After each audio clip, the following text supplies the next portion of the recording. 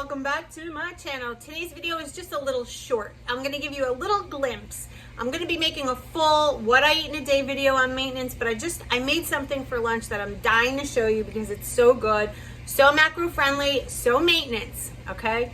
So in my air fryer, let me pull this out for you. Check this out.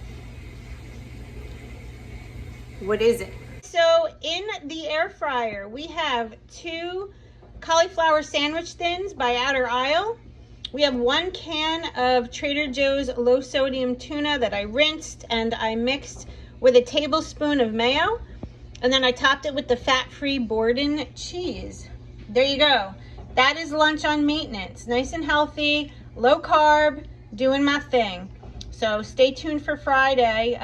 Hopefully have a nice week-long video for you of all of the foods that I'm eating. All right, see you then.